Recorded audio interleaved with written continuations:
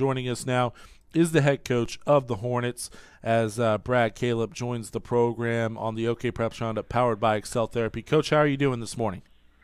I'm doing great. I'm doing great this morning. Thank you for joining us. I know we were scheduled to do this yesterday, so I appreciate you switching gears and joining us on this Sunday morning. Definitely wanted to have you on as Booker T. Washington, one of the top teams in 6A Division II. You're entering your first year with this program, and you come over from another dominant program in Jinx. How much can you take away from your time at Jinx as far as, having, being a part of a program that expects to win each week, every season you expect to contend for a state championship? How much of that can you bring over to a Booker T. Washington program that's in a familiar situation where they expect to win gold balls every year? At first it was kind of tough. People don't realize it's been 5 years since Booker T. Won a state championship, and you probably know a gentleman who was part of that, Tyler Lockett. So I remind those guys all the time that, it's been half a decade since we won a state championship. And over there, those guys have the same structure athlete that Jinx has, but they, with me, I think with the leadership and me being under a great leader, Alan Trimble, I can kind of bring some stability because they know I've been at a place where they won state championship. So they're focused, and I got 18 seniors who bought in since the spring, and this summer was awesome. So I think they're ready for the journey this year. You guys open up the season a little earlier than normal, so therefore you had the all-city preview scrimmages this week instead of when it's usually the last week in August. But you're actually opening the season against Edmond Santa Fe on Friday night. Let's talk about the scrimmages and what you saw from your team on Thursday and Friday. Who stood out to you and what impressed you the most from the all-city preview? Well, of course, the 0 week is really difficult for some coaches, especially me, my first year. Right. It'd been nice if I would have got a scrimmage first and then the preview, but the preview was the first time that our guys actually went live. So, in a sense, it was kind of hard to evaluate just right on the spot. So, but I was very pleased with it. It was some pretty good caliber teams that we played that they gave us a look. Anytime they play Booker T, they're going to play their A game. Yeah. But I was really pleased with our quarterback, Phillip. I thought he was a little shaky there at first, day one. Then on Friday, I thought he performed very well. He kept his composure, and that was my concern about our offense because we got the running backs and the receivers and the linemen, and, he has a cast, and he was my only concern, and I was really pleased with him.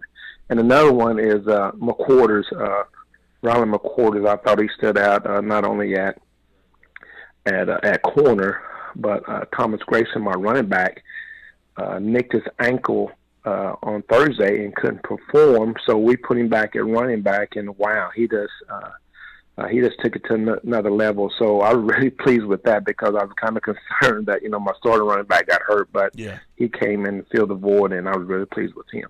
What do you do with a guy like Rylan? Because he really burst onto the scene last year early on. I think in that first game against Midwest City, he had not one but 2 kickoff returns for touchdowns, and everybody was like, oh, man, Booker T, they have another McQuarters kid that's going to be making plays.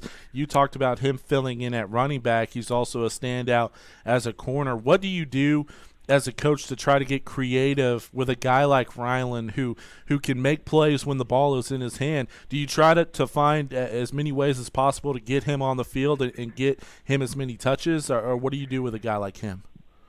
Yes, yes, and not only does he play running back, we can put him in the slot position where he can we can run reverses with him, or we can run some quick screens with him. He is just a weapon, and just for offensive side of the ball. And then on defense, it's just a pleasure to have a guy like that, especially when you have a great receiver that you're going to perform against. And now you can put him against that guy and don't have to worry about that receiver. So, boy, he's just very valuable on both sides of the ball. So I'm kind of glad he's on my side instead of I'm going to have to play against that guy. So I'm pretty blessed on that. Now, you mentioned the challenges that face this team having to play in week 0. The non-district schedule, I think, is without a doubt the toughest of any Oklahoma school in the state. You play Edmond Santa Fe. You play a Midwest City team who's in your class trying to win a state title.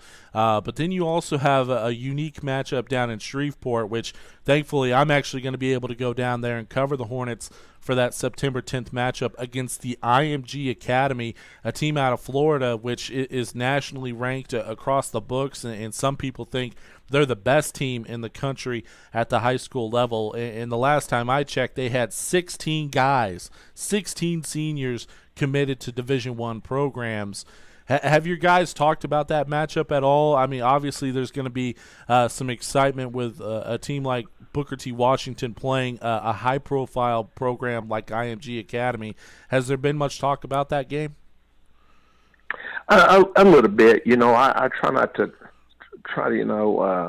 jump ahead of our schedule. Of course, Emma Santa Fe is our first game, and we're going to focus with them. They're a team that was a playoff team last year, so you just can't overlook them, of course. But you just talked about earlier about one of the toughest schedules. I think we have the toughest schedule probably in the state of Oklahoma. Yeah. Like I said, Edmond Santa Fe, they're going to come in. They're going to be a strong contender again, probably for the playoffs in 6A1, and we got to prepare for them. And then, Darrell Hall is one of my best friends. We play college ball together.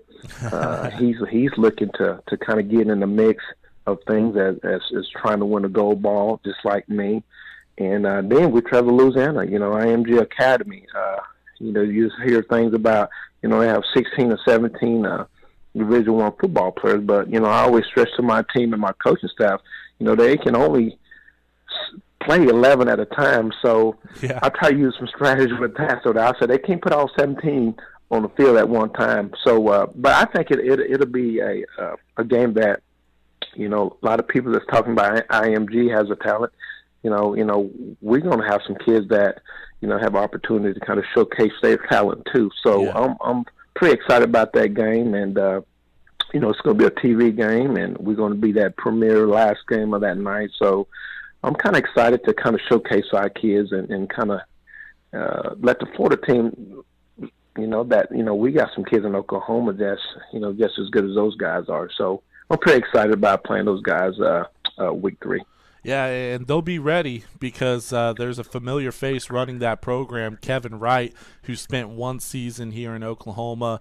He replaced Bill Blankenship at Union back in 2006 and then resigned after a 7-4 season and went off to, I believe, become the offensive coordinator at Western Kentucky and then take over another program in Indiana. So there is at least some Oklahoma ties with the IMG Academy as Booker T. Washington plays them on September 10th down in Shreveport, Louisiana. Coach, we'll get you out of here on this. Again, thanks so much for joining us this morning. What's it going to take for the Hornets to get past that semifinal level? They've made it to the semifinals the last couple of years, and then they've been tripped up and haven't been able to make it to that title game. What has to happen in 2016 for them to get over the hump? The key word, when I got hired March 14th, I watched film, the other playoffs and some of their the season games. I think the key word that I brought into these guys in the spring and in the summer is finish. We just got to finish. I mean, we got people around the community is very supportive. I mean, I just found out we're ranked like number 10 in the nation sending guys to the NFL. So we have all the ingredients there. We just got to finish it. So that's our motto. I'm pretty sure you guys, we're going to take one game at a time, and we're going to play that game as though it's a state championship game. So we're not going to look ahead. Mm-hmm. So like this week, we're preparing for that at Santa Fe, and that's how we're going to continue with the season. We're going to take one game at a time. We're not going to overlook any opponent. We'll respect them, but we're not going to overlook any opponent. And I think that's going to be our ingredients to get into that state championship in December 2nd. Coach, thanks so much for your time. Again, I know we were supposed to do it yesterday. I appreciate you joining me on this special Sunday edition of the program. Good luck as you open up the season on Friday against Edmond Santa Fe. Well, thank you. I appreciate it. That's Booker T. Washington head coach Brad Calip joining us here on the OKPreps Round Up, powered by Excel Therapy.